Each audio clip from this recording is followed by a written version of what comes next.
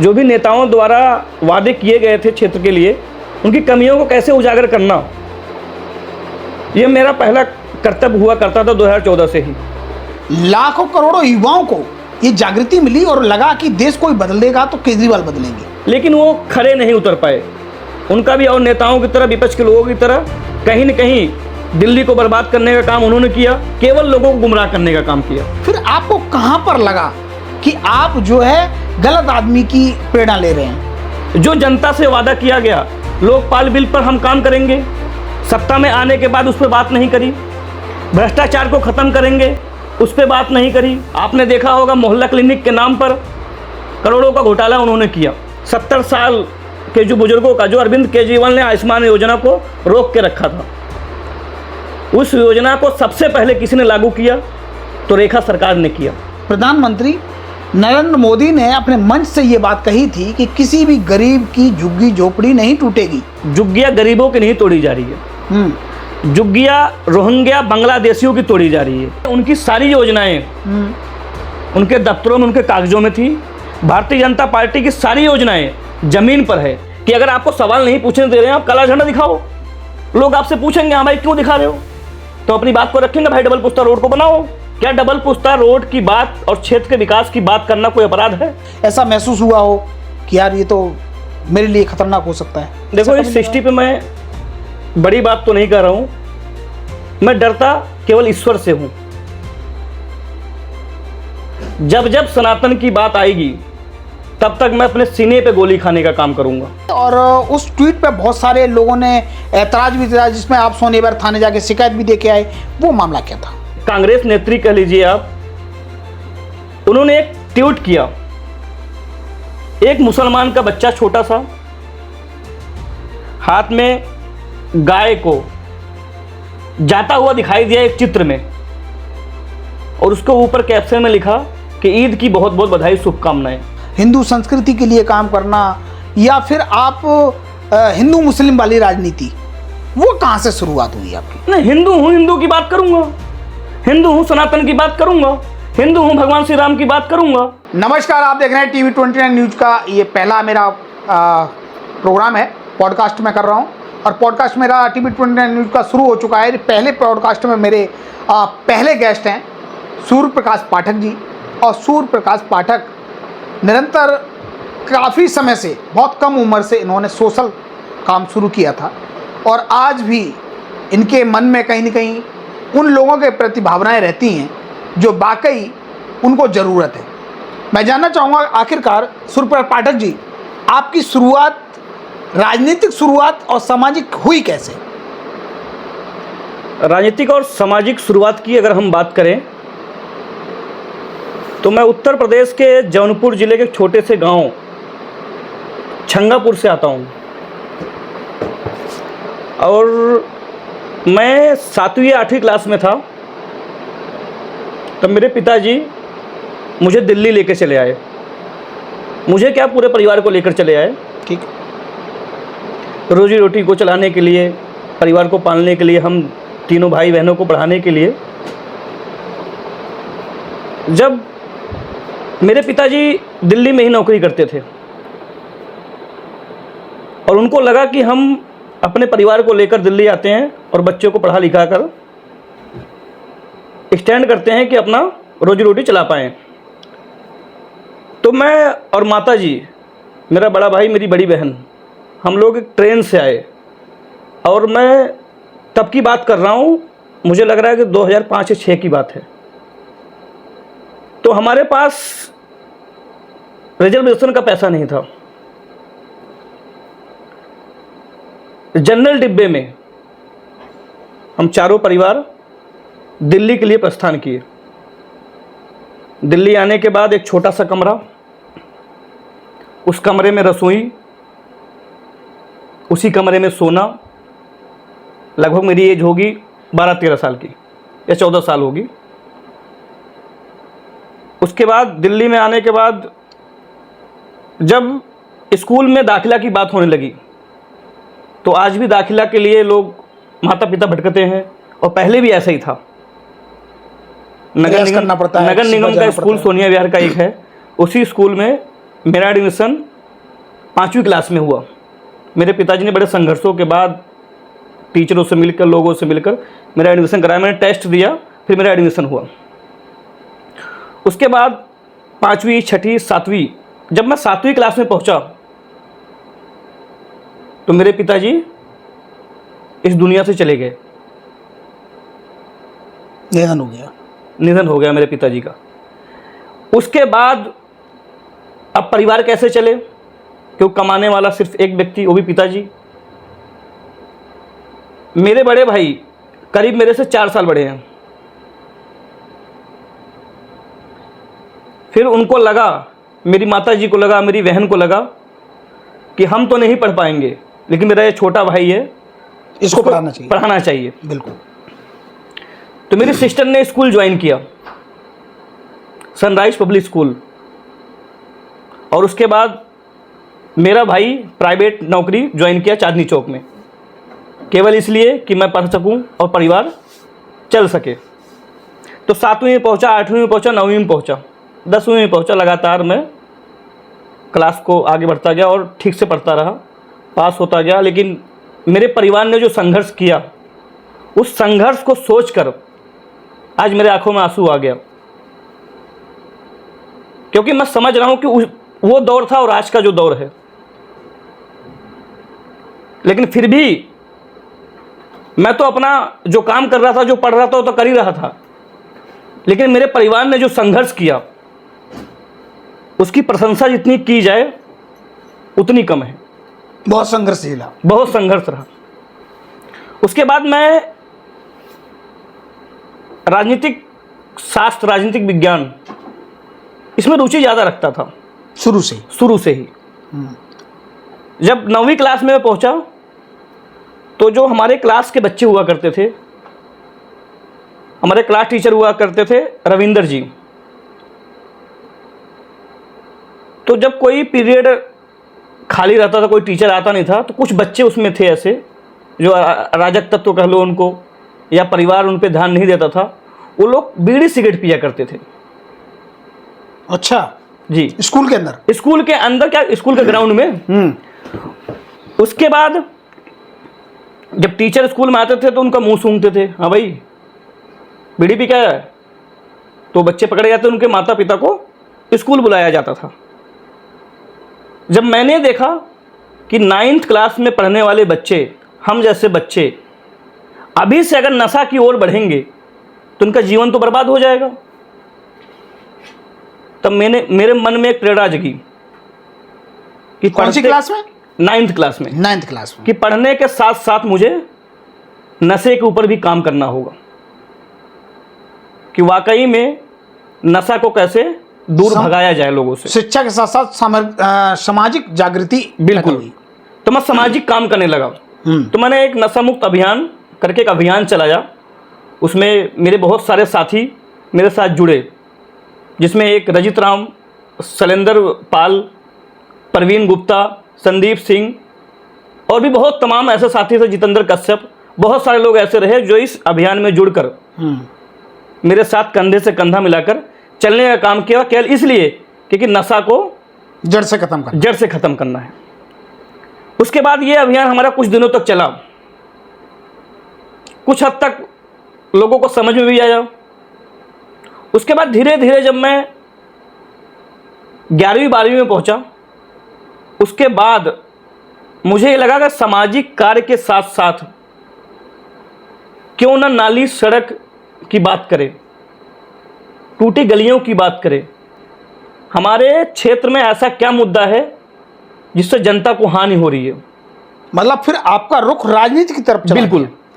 उसके बाद फिर मैं भारतीय जनता पार्टी का दामन मैंने थाम लिया। भारतीय जनता पार्टी का झंडा लेकर, भारतीय जनता पार्टी के विचारों पर चलते हुए सामाजिक मुद्दे, क्षेत्र के मुद्दे उठाता रहा। उसके बाद मुझे एक बहुत बड़ा मुद्दा नजर आया, जो हमेशा चुनावी दौर में मुद्दा बनकर एक बड़ा मुद्दा उभरता है। वो मुद्दा डबल पुश्ता रोड जी। क्योंकि डबल पुश्ता रोड न बनने के कारण सैकड़ों लोगों की जान चली गई। केवल किस लिए? ट्रैफिक का लगना, ट्रैफिक लगने के बाद गाड़ियां अनाप शनाप चलना। कहीं ना कहीं डबल पुश्ता रोड की वजह से तो एक्सीडेंट होते ही थे, नहीं है, लेकिन इसमें शासन प्रशासन की भी कहीं ना कहीं मिली भगत रहती थी और आज भी और कल भी थी। बिल्कुल। वो डबल पुश्ता रोड लाखों लोगों की जरूरत है। बिल्कुल बिल्कुल। उसके बाद मैं डबल पुश्ता रोड का एक रोड मैप तैयार किया कि आंदोलन किया जाए, क्यों ना ये मुद्दा स्थानीय विधायक और सांसद मुख्यमंत्री तक कैसे पहुंचे, इसका हमने जरिया ढूंढा और एक जन आंदोलन के रूप में उसको बढ़ाते हुए नेताओं तक अपनी बात को रखा। उसके बाद मेरे घर परिवार की मेरी माता जी ये कहने लगी कि भगत सिंह मत बनो। अच्छा, मोहल्ला पड़ोस के लोगों की आवाज उठी कि भगत सिंह मत बनो, भगत सिंह मत बनो। ठीक। मैंने कहा अगर मैं भगत सिंह नहीं बन सकता, क्योंकि भगत सिंह बनने के लिए आपको बहुत बड़ा त्याग करना पड़ेगा। जो व्यक्ति 18 वर्ष की आयु में देश के लिए फांसी के फंदे पे चढ़ जाता है, वो तो खैर कोई बन नहीं सकता, लेकिन उनके विचारों पे तो हम चल सकते हैं। बिल्कुल। मैंने मैंने उनको समझाया कि आप अगर भगत सिंह नहीं बन सकते तो भगत सिंह के विचारों पे तो चल सकते हैं। तो गली मोहल्ले के लोग, यार दोस्त भी कहीं न कहीं, घर परिवार के लोग, नात रिश्तेदार मुझे कहें ये बेवकूफ़ है, पागल है, ये नेता बनना चाहता है, नरेंद्र मोदी बनना चाहता है, अटल बिहारी वाजपेयी बनना पड़ोस के चाहता है। लोग और जो जानने वाले लोग सीरियस नहीं ले रहे थे। सीरियस नहीं ले रहे थे। तो मैंने उन लोगों से कहा कि सामाजिक मुद्दे और समाज की लड़ाई लड़ना, समाज की लड़ाई यानी लोगों की लड़ाई को लड़ना गलत कैसे हो सकता है। आप निरंतर करते रहे। बिल्कुल करता रहा, चाहे आंदोलन हो, चाहे सामाजिक मुद्दे हों। देखो, सवाल आपने जो पूछा कि आप राजनीति में कैसे आए, राजनीति में मैं कहीं ना कहीं उन लोगों के कारण भी आया जो लोग मुझे मना करते थे कि ये काम मत करो। इसीलिए आपको प्रेरणा जगती थी। हाँ, इसलिए मुझे प्रेरणा हुई कि राजनीति में आकर सांसद विधायक तो अगर नहीं बन पाऊंगा, लेकिन सांसद विधायक तक अपनी आवाज़ को तो पहुंचाऊंगा।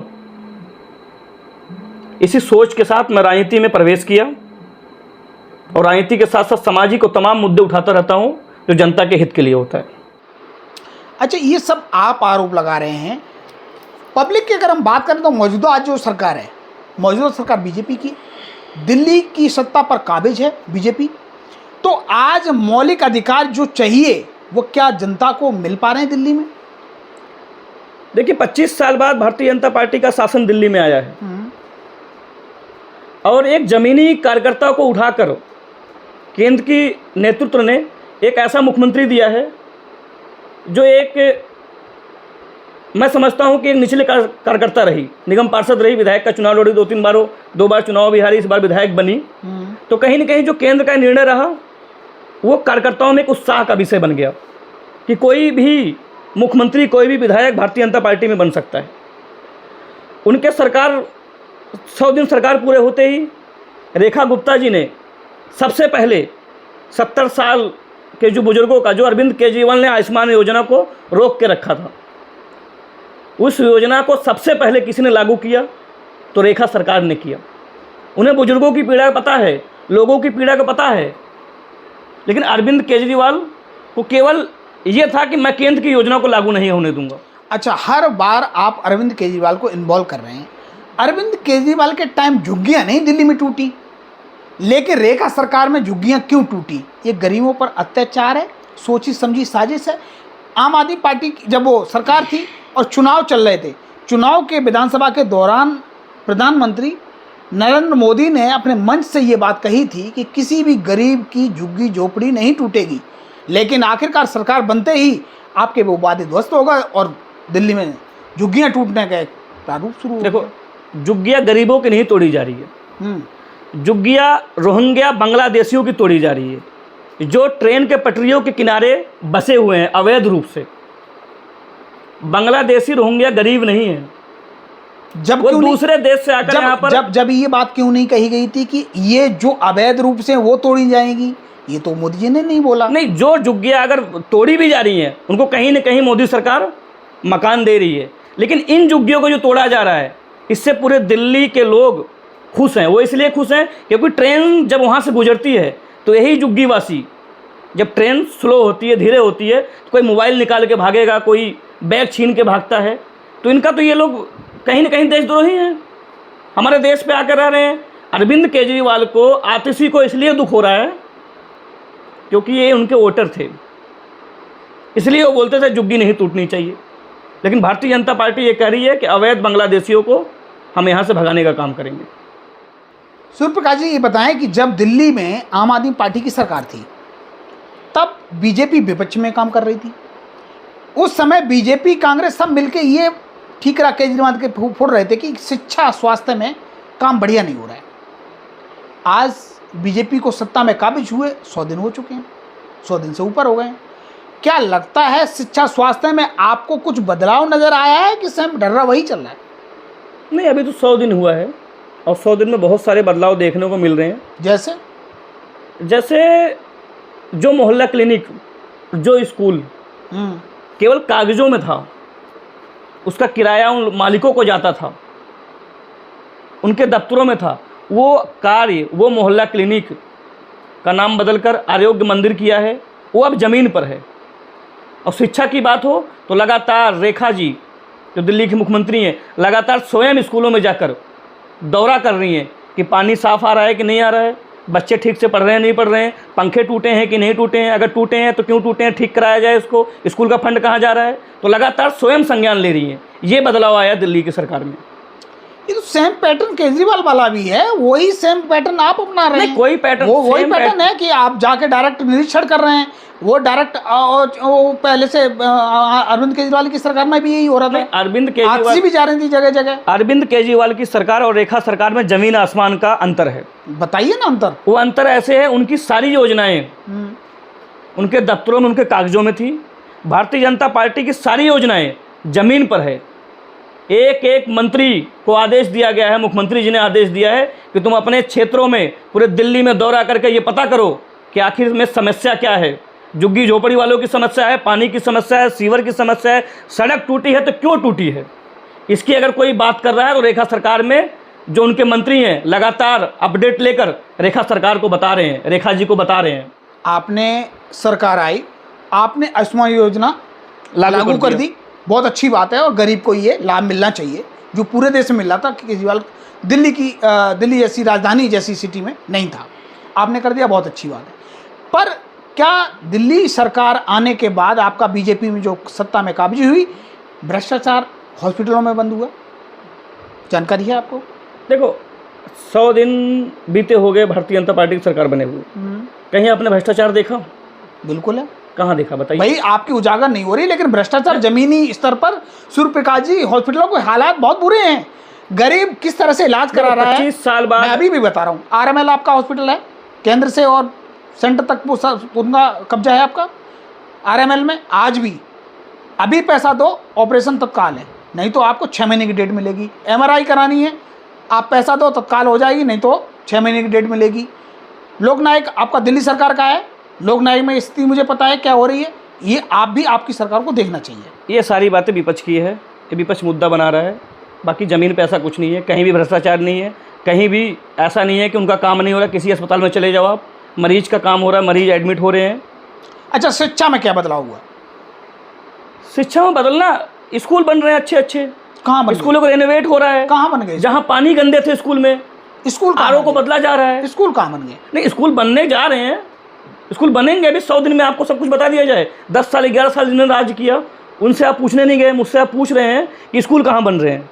आप सोशलिस्ट, स्कूल 100 दिन में आप भूल गए, आप सोशलिस्ट हैं। आप पहले उन लोगों की आवाज़ उठाते थे जो बाकी जरूरतमंद थे। देखो, 11 साल का जो एक वो सिस्टम रहा, काला बाजारी रही, उसको ख़त्म करने के लिए कम से कम 11 महीने तो होने दीजिए। अभी तो 100 दिन हुए। अच्छा, समय आपको और चाहिए? बिल्कुल चाहिए। चलिए ठीक है। अच्छा, ये बताइए सूर्य प्रकाश पाठक जी, मुझे थोड़ा ध्यान है कि एक समय था जब आप डबल पुश्ते की राजनीति को लेके आप लगातार काले झंडे दिखाना और धरना वरना कर रहे थे। उस समय आम आदमी पार्टी की सरकार थी, और आम आदमी पार्टी की सरकार के दौरान शायद संजय सिंह संजय सिंह आपकी सोनेबहर की एरिया में भ्रमण में आए हुए थे किसी कार्यक्रम में, और उस समय आप उस राज्यसभा सांसद संजय सिंह को आपने काले झंडे दिखाए थे, वो वाक्य बताओ वो क्या था? बिल्कुल मुझे याद है, संजय सिंह की एक जनसभा थी तीसरे पुस्ते सोनिया विहार में। वो अपने सरकार का बखान कर रहे थे और चुनावी वादों के साथ ये कह रहे थे कि हम सीवर का उद्घाटन करेंगे, ये करेंगे, हमें दोबारा से सरकार में लाओ। तो डबल पुस्तक के आंदोलन वही हमारी शुरुआती थी, हम लगातार धरना कर रहे थे, प्रदर्शन कर रहे थे। टीम आपकी वही नशा मुक्ति वाली थी? टीम वही नशा मुक्ति वाली थी। वो सारे आपके दोस्त थे? सारे आप मेरे दोस्त थे और अभी भी हैं। तो मुझे ये लगा, किसी के द्वारा पता लगा कि संजय सिंह आज जनता से संवाद करेंगे। अच्छा, मन की बात होगी। बिल्कुल बिल्कुल, मैंने कहा जनता से अगर संवाद करेंगे, जनता तो हम भी हैं, आज उनसे क्यों ना डबल पुस्ता रोड की बात कर ली जाए। तो जब हम वहां पर डबल पुस्ता रोड की बात करने के लिए गए तो वहां मुझे कुछ आम आदमी पार्टी कार्यकर्ताओं द्वारा रोक लिया गया। वो इसलिए रोका गया कि सवाल न करे, लेकिन फिर भी मैं माना नहीं। वहां दिल्ली पुलिस के लोगों को भी कहा गया कि ये लोग कुछ करेंगे। तो मैं गया, एक कपड़े की दुकान थी उमेश भाई, और वहां से 20-20 रुपए के 2 कपड़े काले वाले खरीदे। मैं कहा किसी नेता को काला झंडा दिखाकर अपनी बात को समझा देना ये अपराध थोड़ी ना है। क्यों ना हम काले झंडे दिखाएं संजय सिंह को? ये किसकी सोच थी? ये हमारी सोच, हमारे टीम के जो लोग थे उनकी सोच थी कि अगर आपको सवाल नहीं पूछने दे रहे हैं, आप काला झंडा दिखाओ। लोग आपसे पूछेंगे हाँ भाई क्यों दिखा रहे हो, तो अपनी बात को रखेंगे, भाई डबल पुस्ता रोड को बनाओ। लेकिन उमेश भाई, जब डबल पुस्ता रोड के लिए हमने काला झंडा दिखाया तो वहां के आम आदमी पार्टी कार्यकर्ताओं ने मुझे मारा। अच्छा? बिल्कुल। मेरे साथियों को लात घूसे से मारा। उन्हीं लोगों ने मारा जो लोग उस जाम में रोज फंसते थे? बिल्कुल। उनकी खुद की समस्या थी। हाँ, मेरे साथियों को मारा, मुझे मारा। लेकिन मैं दिल्ली पुलिस का आज भी धन्यवाद करता हूं। उस पूरे भीड़ से बचाकर निकालने वाला दिल्ली पुलिस था, जो मुझे निकालकर वहां से भगाया, नहीं तो वो लोग मुझे मार देते। क्या डबल पुस्ता रोड की बात और क्षेत्र के विकास की बात करना कोई अपराध है? नहीं, अपराध नहीं। लेकिन आपने संजय सिंह से इस बारे में काले झंडे दिखाए, पूछा सवाल, कोशिश की, बहुत काबिले तारीफ है। आपने मेहनत की, आपके ऊपर हमला भी हुआ आम आदमी जब हमने काले झंडे को ऐसे लहराया तब संजय सिंह माइक पे बोल रहे थे। अच्छा। कि भाजपाई गुंडे हैं, भाजपाई गुंडे हैं। तब आप भाजपा में नहीं थे? नहीं, भाजपा की विचारधारा से जुड़ा हुआ था, बाकी मैं आंदोलनकारी था। और न आपको मतलब कोई पद नहीं था उस समय? कोई पद नहीं था। तो आपको बीजेपी की ललक फिर लग गई? बिल्कुल। संजय सिंह मंच से बोले भाजपाई गुंडे हैं। मैंने कहा हम गुंडे नहीं हैं। आप जब जनता से संवाद करने आए हो तो हमसे संवाद करिए ना। आप डबल पुस्ते की बात करो ना। सरकार आपकी, सांसद आप खुद स्वयं हो। अच्छा, ये बताइए, वो राज्यसभा सांसद थे तो सांसद आपके मनोज तिवारी थे शायद?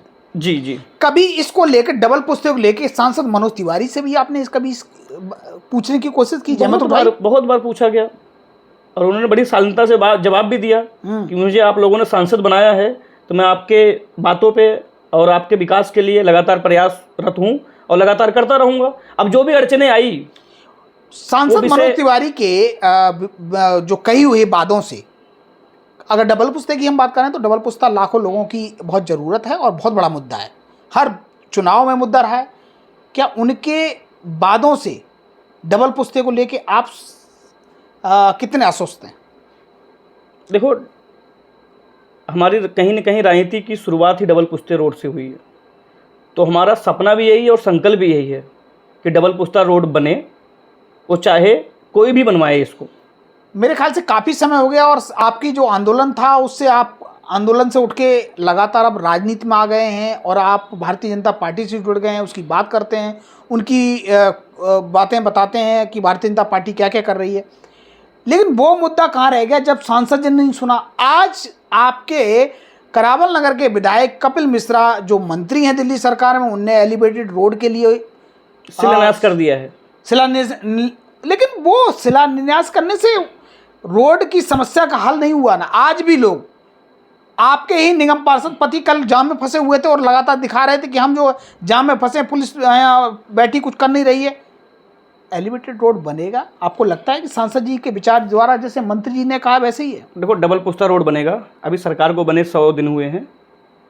संयम रखो, धैर्य रखो, नीचे से लेकर ऊपर तक भारतीय जनता पार्टी का शासन है। अब डबल पुस्ता रोड बनकर कुछ ही महीनों में तैयार हो जाएगा। कुछ ही महीनों में हो जाएगा? बिल्कुल।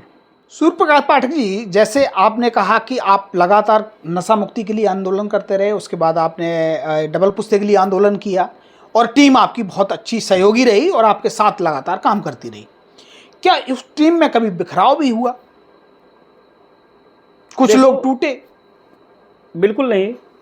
बिखराव मैं समझता हूँ वहाँ होता है जहाँ राजनीतिक स्वार्थ होता है। मेरे साथियों में कोई राजनीतिक स्वार्थ नहीं है, ना आज है ना कल रहा, और उम्मीद करता हूँ परसों भी नहीं होगा, क्योंकि हम सामाजिक मुद्दे की लड़ाई लड़ रहे थे। और वो जो साथी हमारे हैं वो राजनीतिक साथी नहीं बने थे, वो सामाजिक साथी बने थे। मेरे व्यक्तिगत साथी थे, मेरे स्कूल के दोस्त थे। दिल से जिज्ञासा थी, दिल से थे कि ये सही होना चाहिए। बिल्कुल।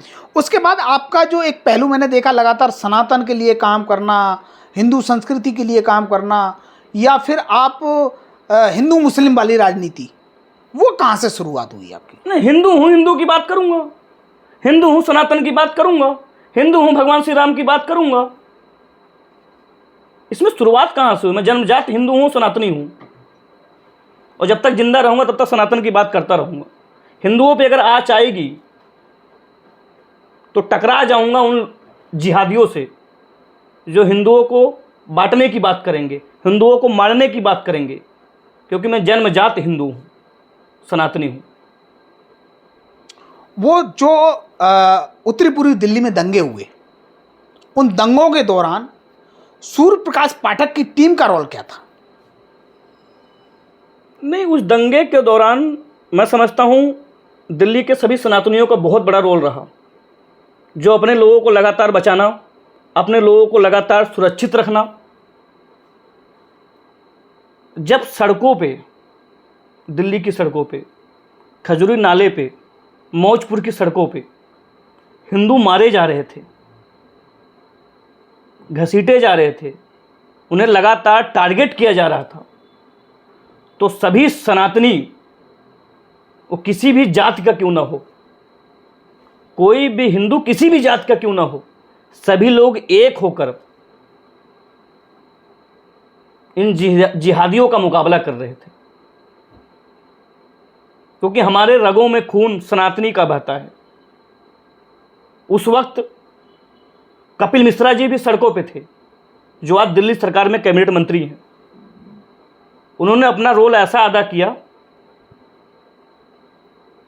जब सभी नेता घरों में बंद थे तब एक लौता नेता सड़क पर निकलकर सनातनियों की बात कर रहा था, हिंदुओं की बात कर रहा था।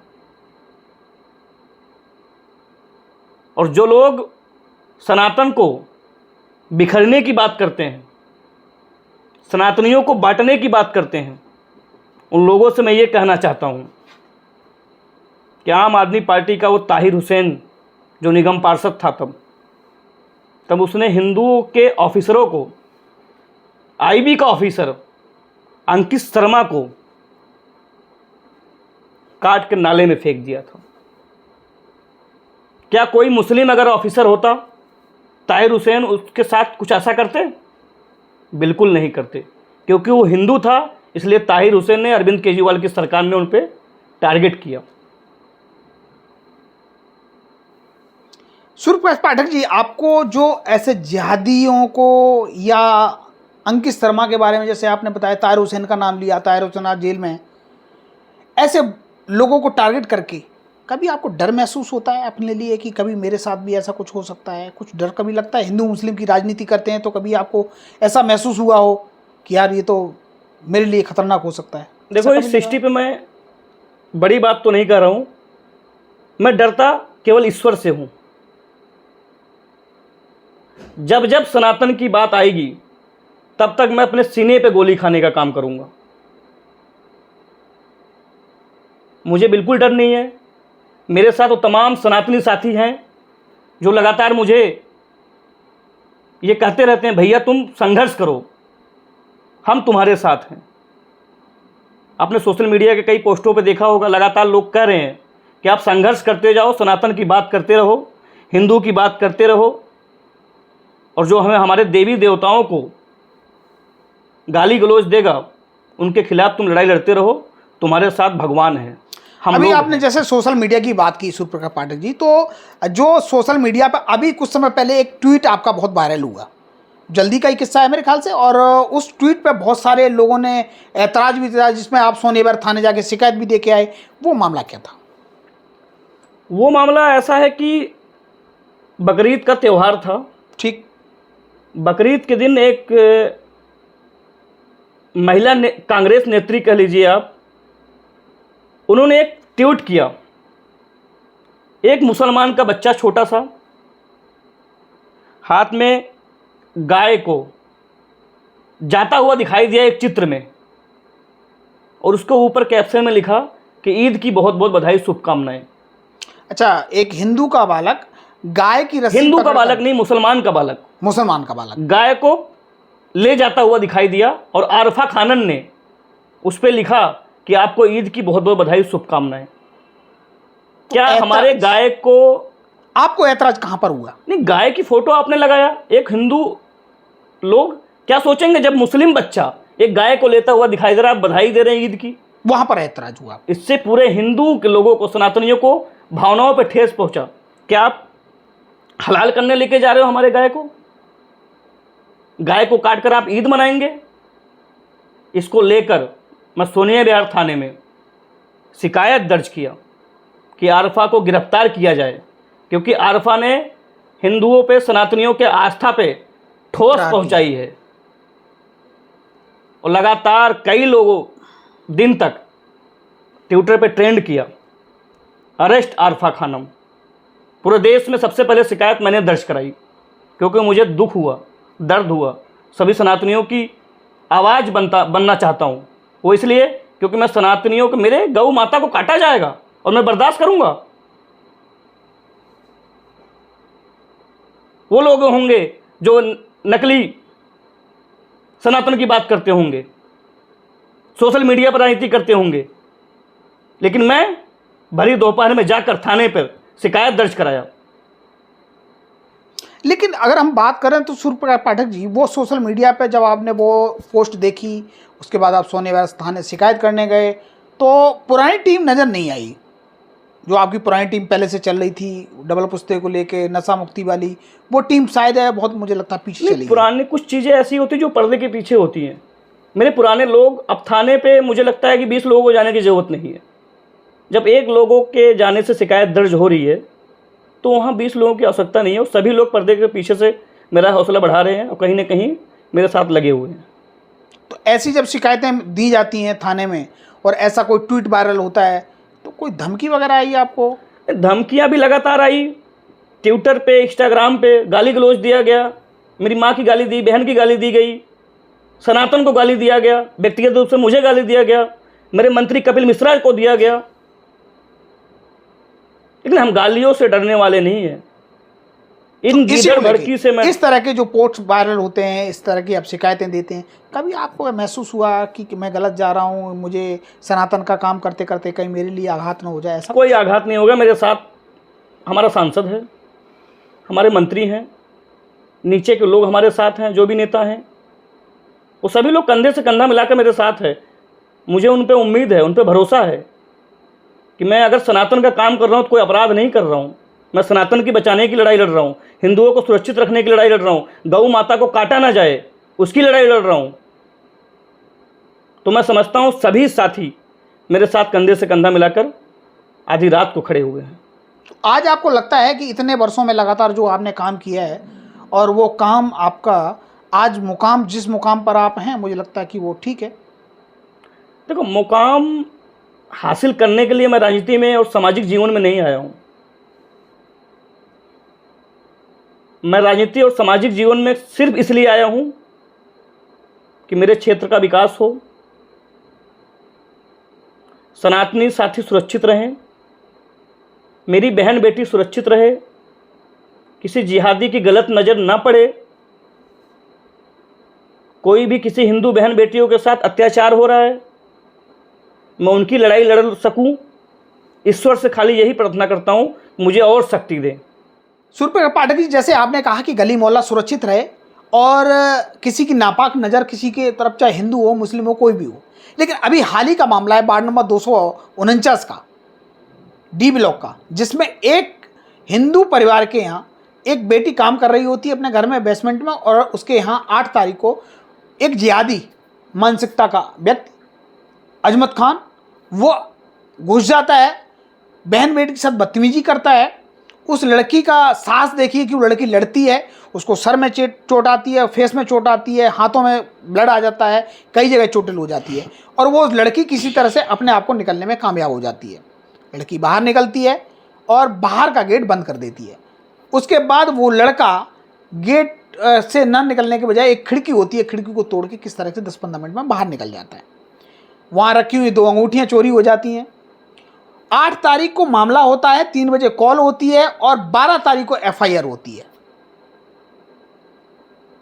क्या मानते हैं कि आज भी दिल्ली देश की राजधानी है, हमारी बहन बेटियां सुरक्षित हैं, जबकि सरकार बीजेपी की केंद्र में भी है और राज्य में भी? मेरी लड़ाई इसी बात को लेकर है कि अगर हिंदू बहन बेटियों के साथ छेड़छाड़ हो रहा है तो मुकदमा तुरंत दर्ज होना चाहिए। क्यों नहीं हुआ साहब? किसकी मिस्टेक? ये दिल्ली पुलिस की कामयाबी है। मानते ना आप? बिल्कुल मानता हूं। दिल्ली पुलिस का बंदा जो आईओ है वो अभी भी आरोपी फरार है। ये तो आपके माध्यम से, टीवी 29 के माध्यम से मुझे पता लगा कि इस प्रकार की घटना D1 में घटित हुई है। और इस पूरे मामले को लेकर जैसा आपने कहा कि 8 तारीख को छेड़छाड़ किया गया और 12 तारीख को मुकदमा दर्ज किया गया, तब तक ना कोई 4 दिन पुलिस कर क्या रही थी? ये सवाल पुलिस पे बनता है। लेकिन आप अस्वस्थ रहें, धैर्य बना के रखिए। दिल्ली में भारतीय जनता पार्टी की सरकार है, जो एक स्वयं खुद महिला है, जो बहन बेटियों की चिंता की बात लगातार कर रहे हैं। अगर मुकदमा हुआ है तो गिरफ्तारी भी होगी और उसको सज़ा भी होगी। हिंदू बहन बेटियों के साथ ये अत्याचार हम लोग बिल्कुल नहीं सहेंगे। लगातार इस आरोपी जबकि अभी भी फरार है, गिरफ्तारी को गिरफ्तारी नहीं हुई। देखो ये भाजपा की आईओ, मुझे पुलिस लगता है कि गुमराह कर रही है और आईओ उसको मदद कर रहा है। नहीं, आईओ कौन होता है गुमराह करने वाला? कब तक करेगा आखिर गुमराह? ये विषय अगर आपने मीडिया पे उठाया है, इसको लोग देखेंगे, इस पर चर्चाएं होंगी, और मैं समझता हूं अगर मुकदमा दर्ज हो गया है तो गिरफ्तारी भी तय है। ठीक, एक लगता है कि आप भी इस पे क्या काम करेंगे? आपकी टीम?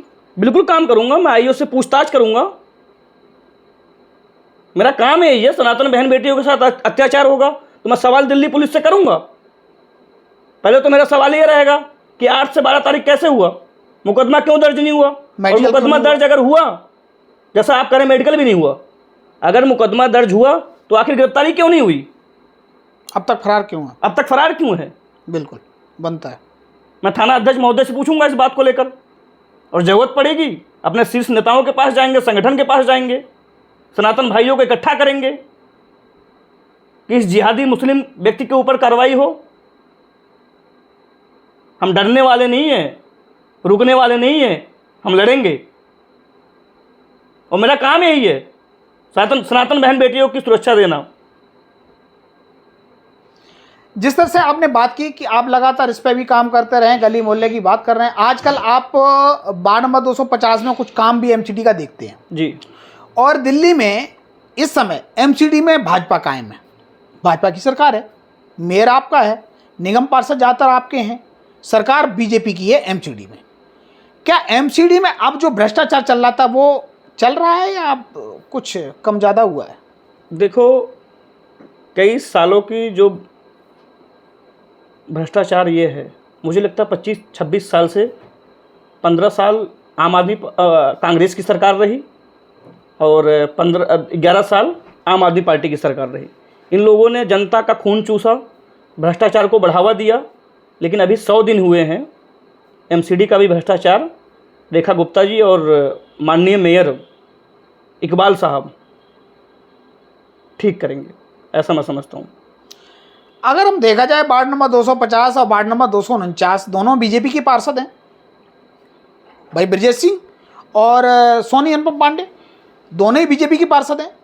क्या लगता है कि बीजेपी की पार्षद के दोनों वार्डों में जो लेंटर माफिया हैं वो सक्रिय हैं या मतलब? नहीं, लेंटर माफिया तो ये विपक्ष की भाषा है। इस 2 वार्ड में ही नहीं, पूरे दिल्ली में जहाँ जहाँ निगम पार्षद भाजपा का है वहाँ कोई लेंटर माफिया नहीं है। ये तो विपक्ष मनगढ़ंत मुद्दा तैयार करके गुमराह करने की बात करता है। 30 गज, क्या इन पर पैसा ले जाना इन लोगों का जायज है ना जायज? नहीं, जो लेके जा रहा है बताओ ना, कौन लेके जा रहा है? उसको पकड़ेंगे, गिरफ्तार कराएंगे उसको। कौन व्यक्ति है जो पैसा लेके जा रहा है भाजपा के नाम पर, भाजपा के निगम पार्षद के नाम पर? उन्हें पकड़वाइए ना आप। कभी आपके पास भी इस तरह की शिकायतें आती हैं? नहीं, इस प्रकार की शिकायतें तो आना कहीं ना कहीं स्वाभाविक है, क्योंकि कुछ अधिकारी कर्मचारी कहीं ना कहीं मनमानी करने की कोशिश करते तो हम उनको ठीक कर देते हैं कि हमारे वार्ड में तो विशेष रूप से इस प्रकार का कार्य नहीं चलेगा और न हम चलने देंगे। वार्ड नंबर 250, वार्ड नंबर 250 अगर वार्ड नंबर 250 की बात करें तो सफाई व्यवस्था कैसे, कितनी दुरुस्त है? आपकी शिकायतें आती हैं या मतलब सभापुर हो गया, बालाजी मंदिर हो गया, या सोनी बेर का इधर एरिया हो गया? कैमरा आपके पास है, माइक आपके पास है, आप जाइए वार्ड 250 में, उन तमाम लोगों से पूछिए कि आप वार्ड की साफ़ सफाई की व्यवस्था कैसी है। वो खुद आप लोगों को बताएंगे कितनी अच्छी व्यवस्था है। डेली कूड़े की गाड़ी जाना, नाली साफ करने के लिए कर्मचारी लगातार जाना, और वहाँ से भी अगर आपको कम पता लगता है तो पार्षद महोदय का फेसबुक अकाउंट चेक कर लीजिए, मेरा फेसबुक अकाउंट चेक कर लीजिए कि हम लोग किस प्रकार से अपने वार्ड की साफ़ सफाई व्यवस्था को लगातार देख रहे हैं।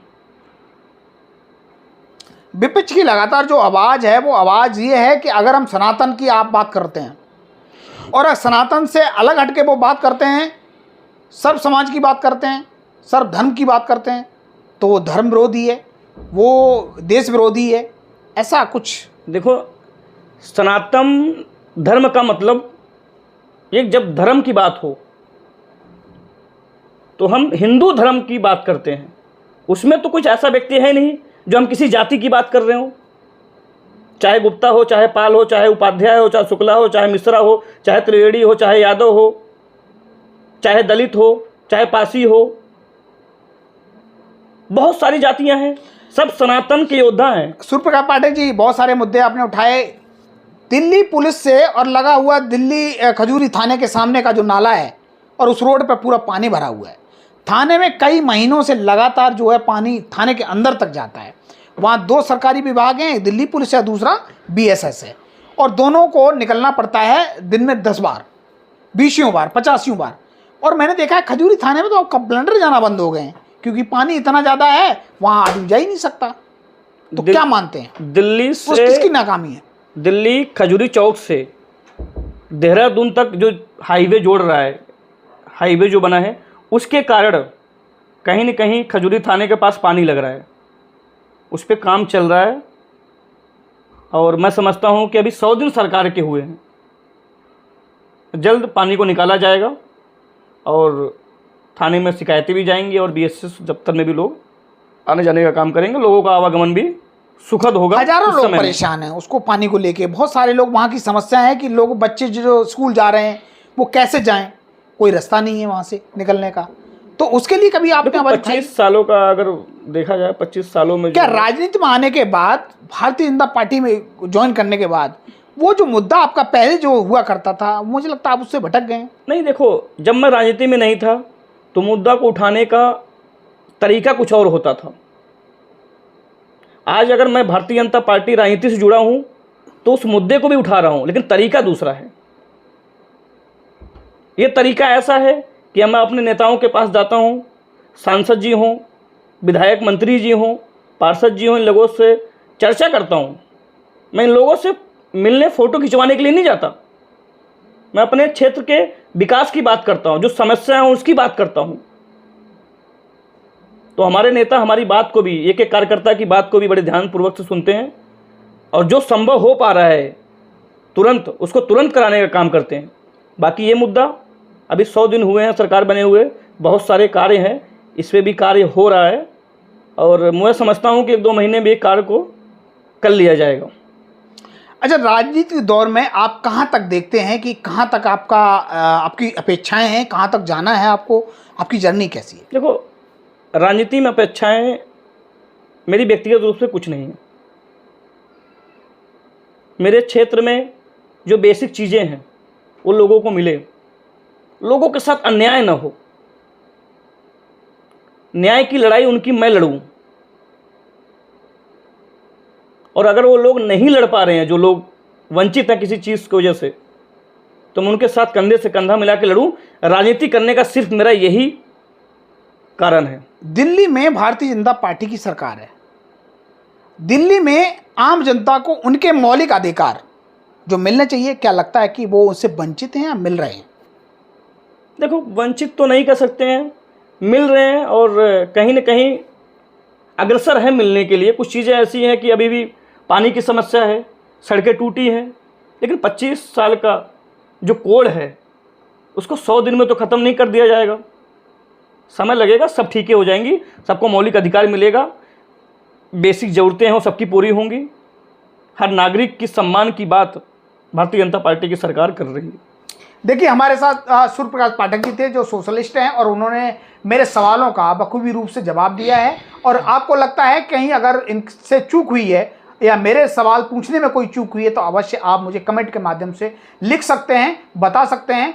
ऐसे फिर अगले पॉडकास्ट में मैं किसी फिर एक गेस्ट को लेके आऊँगा और उनसे सवाल करूँगा, क्योंकि हमारा TV29 न्यूज़ का काम है लोगों से सवाल पूछना और गेस्ट का काम है उनको जवाब देना। किस तरह के जवाब हैं, आपको अगर पसंद आए तो ज़रूर इसके बारे में कमेंट करें और अगर आपको लगता है अच्छा बोला है तो लाइक करें और मेरे TV29 न्यूज़ को आप सब्सक्राइब कर लें, बेल आइकन कर लें। इस तरह के पॉडकास्ट आपको लगातार TV29 न्यूज़ दिखाता रहेगा।